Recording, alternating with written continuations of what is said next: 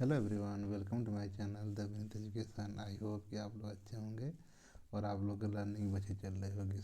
आज हम लोग बात करने वाले हैं सीडीपी के अंतर्गत सीटेट के पीवाईक्यू की, जिसमें आज हम लोग सीडीपी के 30 क्वेश्चन को डिस्कस करेंगे, सॉल्व करेंगे। तो चलिए शुरू करते हैं। ये आपका पहला क्वेश्चन सीडीपी से जो पूछ रहा है कि जीन पियाजे और लेव वाइगोस्की के बारे में, कि जीन पियाजे और लेव वाइगोस्की की थ्योरी क्या है। तो जब हम बात करते हैं जीन पियाजे की, तो जीन पियाजे जो है वो बात करते हैं ईगोसेंट्रिक स्पीच की, ठीक है, और बात करते हैं कॉग्निटिव इमेच्योरिटी की, ठीक। वहीं जब हम बात करते हैं वाइगोस्की की, तो वाइगोस्की बात करते हैं प्राइवेट स्पीच की, और ये बात करते हैं सेल्फ रिक्रूटिंग की। अर्थात बच्चा जो है वो प्राइवेट स्पीच करता है, खुद से बात करता है, बड़बड़ाता है, और इस तरीके से वो अपने सेल्फ को रेगुलेट करता है। तो इसमें आपका क्वेश्चन नंबर फर्स्ट का थर्ड ऑप्शन सही हो जाएगा, ठीक है। देन उसके बाद हम बात करते हैं क्वेश्चन नंबर सेकेंड की, जो जो आपका इंक्लूसिव क्लासरूम से है। तो ये बोल रहे हैं कि एक समावेशी कक्षा में एक शिक्षक को कैसा होना चाहिए, ठीक है। तो इसमें है आपका ऑप्शन कि शिक्षक को प्रतिस्पर्धा की भावना को बढ़ावा देना चाहिए, तो आपको कंपटीशन नहीं करवाना है, ठीक है। दूसरा है कि बच्चों में कमियों की पहचान करता है और उनका सही ढंग से नामकरण, आपको लेबल नहीं लगाना है, ये भी नहीं होगा। फिर उसके बाद है कि बच्चों को अलग अलग शैक्षणिक क्षमताओं के आधार पर बच्चों को अलग करता है, आपको सेग्रीगेट नहीं करना है, ये भी नहीं होगा। अर्थात आपका पहला ऑप्शन सही हो जाएगा, जो कि है कि बच्चों की विभिन्न आवश्यकता, उसकी नीड क्या है, उसके अनुसार आप अपने करिकुलम और अपने टीचिंग स्ट्रेटजी को क्रिएट करेंगे, और उस तरीके से आप अपने क्लासरूम को रेगुलेट करेंगे, ठीक है। तो आपका ऑप्शन नंबर फर्स्ट सही हो जाएगा। ये और ये आपके गलत हो जाएंगे। फिर उसके बाद हम लोग बात करते हैं क्वेश्चन नंबर थर्ड की, जो आपका इंक्लूसिव एजुकेशन से। ये कहता है कि वर्ग समावेशन एक उदाहरण है किसका, जिसमें ये बोलते हैं कि अभिकथन ये बोलते हैं कि लोकेश एक संकल्पना दिल्ली को दूसरी संकल्पना भारत के उप समूह के रूप में वर्गीकृत करने में उसको परेशानी होती है, ठीक है। अर्थात वो दिल्ली को भारत की एक उप समूह के रूप में क्लासिफाई नहीं कर पाता है, ठीक है। तो उसके बाद दिया है कि इसका कारण क्या है, कि यह समझना कि भावनाएं आपकी फीलिंग, स्मृति, मेमोरी और सीखने को कैसे इफेक्ट करती हैं, यह स्व विनिमम अर्थात सेल्फ रेगुलेटेड लर्निंग का एक तरीका है, ठीक है। तो ये आपका पहला और दूसरा ऑप्शन दोनों सही है, लेकिन ये इसकी व्याख्या नहीं कर रहा है, ठीक है, क्योंकि ये इससे जुड़ा हुआ नहीं है। ये दोनों एक दूसरे से इंडिपेंडेंट हैं मगर सही हैं, ठीक है। इसलिए आपका इसका चौथा जो ऑप्शन है वो आपका सही हो जाएगा, कि ए और आर दोनों सही हैं और ए आर की सही व्याख्या नहीं है, ठीक है। आपका ये सही हो जाएगा, ठीक। अब उसके बाद हम लोग बात करते हैं नेक्स्ट क्वेश्चन की, जो आपका है एनालिटिकल थिंकिंग से, कि एनालिटिकल थिंकिंग क्या होती है, ठीक। ये बोलते हैं कि निम्न में से कौन सा एक ऐसे प्रश्न का उदाहरण है जो विवेचनात्मक सोच को बढ़ावा देता है, ठीक है। तो अब आपको इसमें देखना है कि ऐसा कौन सा ऑप्शन है जो आपके एनालिटिकल थिंकिंग को प्रमोट करता है, ठीक।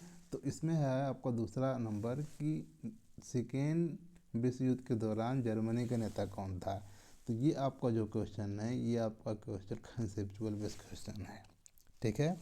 उसके बाद थर्ड आपका है कि सेकेंड विश्व युद्ध किस वर्ष समाप्त हुआ था, again conceptual question. Then four है कि विश्व युद्ध में कौन कौन से देश ने प्रत्यक्ष रूप से भाग लिया था, यह भी आपका कंसेप्चुअल क्वेश्चन है। इसलिए ये आपके तीनों का ऑप्शन नहीं होंगे, कर गए तो बचता आपका एक कि सेकेंड विश्व युद्ध के फैलने में किन कारकों का योगदान था। अब उसके कौन कौन फैक्टर थे उसको आप क्या करेंगे, एक्सप्लेन करेंगे। इसलिए ये जो आपका ऑप्शन है ये आपका जुड़ा हुआ है एनालिटिकल थिंकिंग से। ठीक है, अब हम बात करते हैं पांचवें क्वेश्चन की। ठीक, पांचवा क्वेश्चन जो है ये बोलता है कि निम्न में से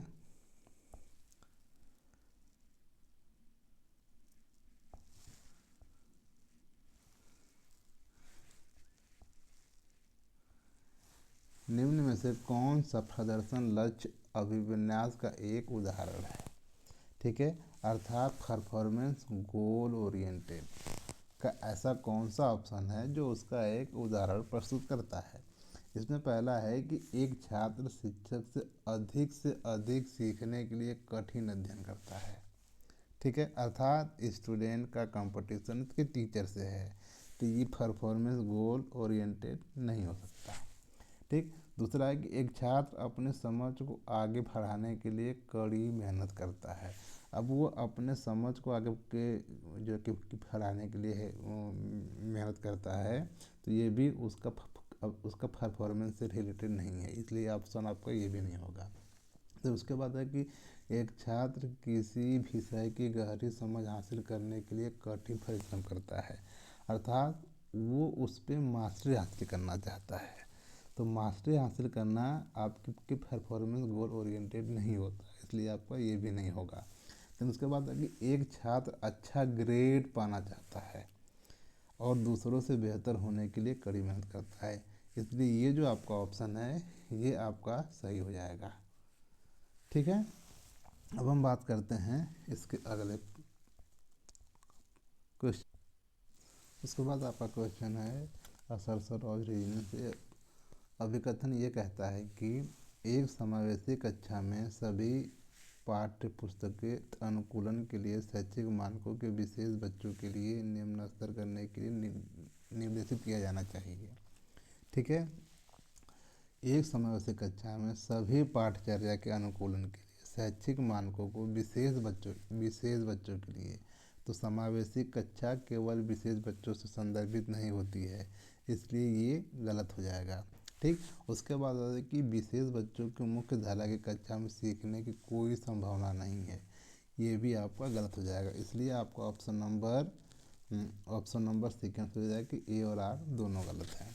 ठीक है, अब उसके बाद हम बात करते हैं अगले क्वेश्चन की जो हावर्ड गार्डनर से है। ये क्वेश्चन पूछता है कि हावर्ड गार्डनर के बहुबुद्धि सिद्धांत का प्रस्ताव है कि, अब उन्होंने जो बहुबुद्धि का सिद्धांत दिया है उसका प्रस्ताव क्या है। ठीक है, बहुबुद्धि सिद्धांत में उन्होंने क्या बताया है।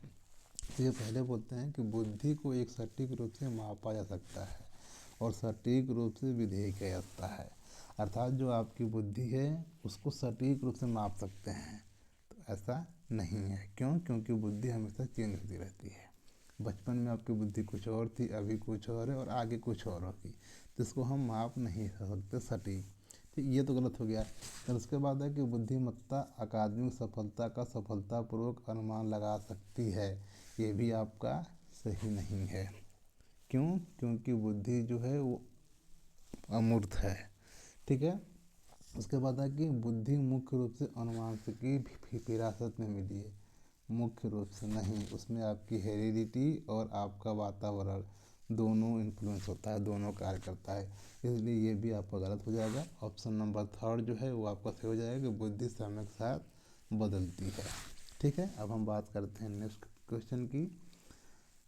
इसमें है कि भाषा और सोच के बीच संबंध का प्रस्ताव रखते हुए लेव हाइगोस्की ने निम्नलिखित में से किस रूप में भाषा को अवधारणाबद्ध किया है। उनके अनुसार भाषा क्या है।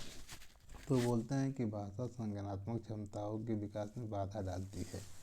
जी नहीं, बाधा नहीं डालती। भाषा एक स्वतंत्र क्षेत्र है जो कि संज्ञान संबंधित नहीं जी, उससे जुड़ी हुई है, इसलिए भी गलत हो जाएगा। तो उसके बाद है कि भाषा एक सांस्कृतिक उपकरण है जो संज्ञान को कई तरीकों से सुगम बनाती है।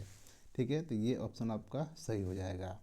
ठीक, उसके बाद वो बोलते हैं कि भाषा आत्म केंद्रित भाषा का एक रूप है जिसका प्रयोग केवल बुनियादी ज़रूरतों के लिए, तो ये केवल नहीं हुई होती है, बुनियादी ज़रूरतों को पूरा करने के लिए किया जाता है, इसलिए ये भी ऑप्शन आपका गलत हो जाएगा। ठीक है, देन उसके बाद आपका है क्वेश्चन नंबर 9 जो बोल रहा है कि विकास डॉट आयाम के तहत भावनाओं, आत्मधारणा तथा परिवारों, साथियों और दोस्तों के साथ पारस्परिक संबंधों में परिवर्तन का अध्ययन किया जाता है। अर्थात विकास का वो कौन सा फैक्टर है जिसके तहत हम फीलिंग की बात करते हैं, ठीक है, आत्मधारणा की बात करते हैं, फैमिली की बात करते हैं, साथियों और दोस्तों तथा पारस्परिक संबंधों के परिवर्तन का अध्ययन करते हैं। ऐसा कौन सा क्षेत्र है, तो वो क्षेत्र डील करता है आपका मनोसामाजिक, साइको सोशल। ठीक है, अब बात करते हैं क्वेश्चन नंबर 10 की। ये बोलता है कि भय और तनाव का वातावरण बनाना छात्रों को सचेत और हरदम तैयार रखता है और सार्थक सीखने को सुशासित करता है। जी नहीं, ठीक है, ऐसा नहीं होता है। उसके बाद बोल रहा है कि अधिगम केवल बाहरी कारकों को नियंत्रित करता है। जी नहीं, वो आंतरिक और बाहरी दोनों कारकों को नियंत्रित करता है। अब पहला अभिकथन हम एक बार और देखते हैं। ये बोलता है कि भय और स्ट्रेस का जो वातावरण है वो छात्रों को सचेत व हरदम तैयार रखता है और सार्थक सीखने को नहीं, सीखना जो होता है, जो सार्थक सीखना तब होता है जब व्यक्ति भय और तनाव से मुक्त होता है। इसलिए आपका ये भी गलत है और ये भी गलत है, इसलिए आपका क्वेश्चन है कि ए और आर दोनों गलत है। ठीक है, उसके बाद हम लोग बात करते हैं क्वेश्चन नंबर 11 की। ये बोलती है कि एक शिक्षिका छात्रों को उनके पूर्व ज्ञान को नई संकल्पनाओं से जोड़ने के अवसर प्रदान करके अपनी कक्षा में सार्थक सीखने व एनालिटिकल सोच को सक्षम बनाना चाहती है। निम्नलिखित में से कौन सी रणनीति उसे सबसे अच्छी होगी उसके लिए। बोल रहा है कि जो एक शिक्षिका है जो अपने छात्र को पूर्व ज्ञान जो पहले से वो जानते हैं और जो वो नई सिखाना चाहती है उसको जोड़ने का अवसर प्रदान करना चाहती है, तो वो ऐसा कौन सा जो है कि टीचिंग मेथड अपनाए, ऐसे कौन से कार्य करे जिससे कि जो उसके स्टूडेंट है उसके अंदर सार्थक सीखने व एनालिटिकल थिंकिंग विकसित हो सके। तो इसके लिए उसको क्या करना चाहिए, तो ऑप्शन दिया है कि छात्रों को नई सामग्री से संबंधित कार्य को पूरा करने के तरीकों के बारे में चरण दर चरण मार्गदर्शन प्रदान करे। अर्थात वो ये माने कि उसको कुछ नहीं आता और एक एक स्टेप बाय स्टेप मैं उसको सिखाऊंगी। तो ऐसे अगर आप करते हैं तो बच्चे के अंदर एनालिटिकल थिंकिंग डेवलप नहीं होगी, इसलिए आपका ये ऑप्शन गलत हो जाएगा। तो उसके बाद थर्ड आपका है कि नई सामग्री पर व्याख्यान देना, कि आप जो भी टीच करने वाले हैं उसके बारे में बच्चों को व्याख्यान देना शुरू कर दीजिए और छात्रों को याद करने के लिए महत्वपूर्ण शब्दों की सूची बनाना कि तुम जाओ इसे याद करके आना। तो इससे भी उसके अंदर एनालिटिकल थिंकिंग डेवलप नहीं होगी। ठीक है, तो ये भी ऑप्शन आपका गलत हो गया। देन उसके बाद आपका है चौथा ऑप्शन है कि विद्यार्थियों को पाठ्य पुस्तक के अध्याय को पढ़ने और अंत में प्रश्नों के उत्तर देने के लिए कहना। तो आपको टेक्स्ट बुक पे फोकस नहीं करना है, इसलिए आपको ये भी ऑप्शन गलत हो गया। अब क्या है कि आपका जो पहला ऑप्शन है यह है कि छात्रों से नई सामग्री से संबंधित अपने स्वयं के अनुभव साझा करने के लिए कहना, कि आप जो कुछ भी टीच करने वाले हैं उसके बारे में उसके प्रीवियस नॉलेज को चेक कीजिए ताकि आपको पता चले कि आपके स्टूडेंट उस जो भी कॉन्सेप्ट आप टीच करने वाले हैं उस पर कहाँ तक जानते हैं। तो उसके बाद उसको अपने विषय से जोड़ना, जैसे कि आप प्रस्तावना कौशल का यूज करते हैं, उसके पीछे की कहानी यही है। ठीक है, तो इसलिए आपको ऑप्शन नंबर फर्स्ट सही हो जाएगा।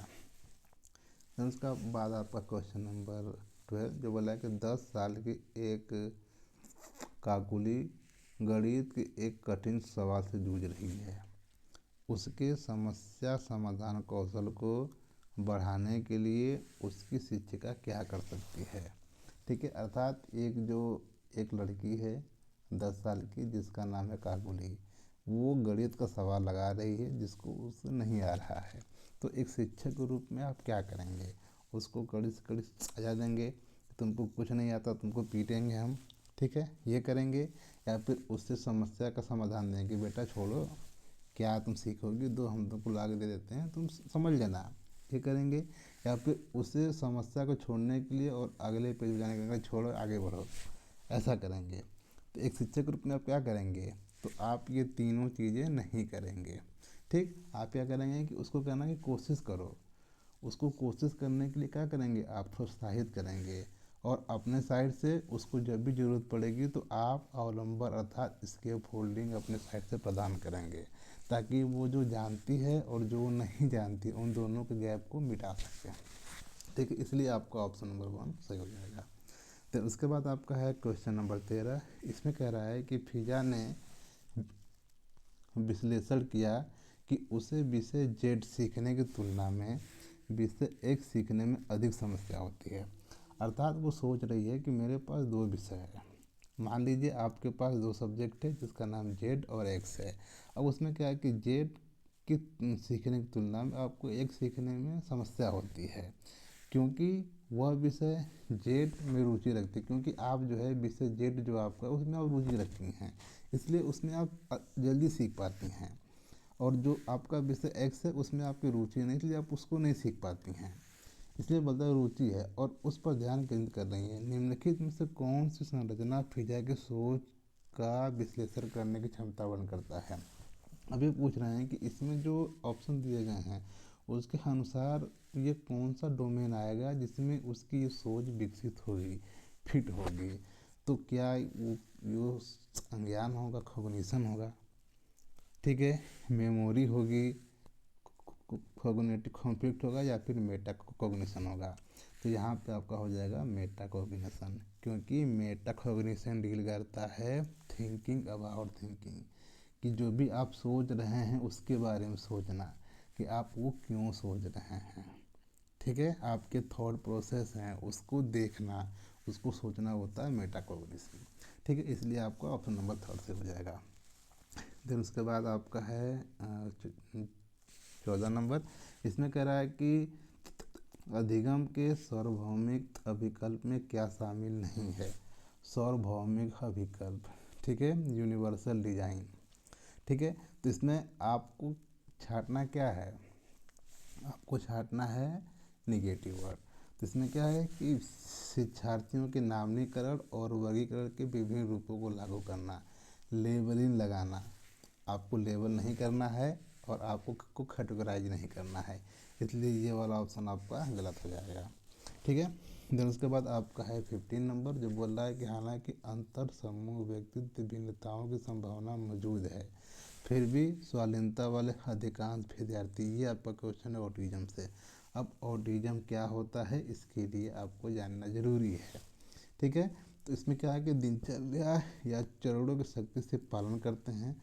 ऑटिज्म वाले जो बच्चे होते हैं वो दिनचर्या और चरणों का सख्ती से पालन करते हैं, पहली चीज़।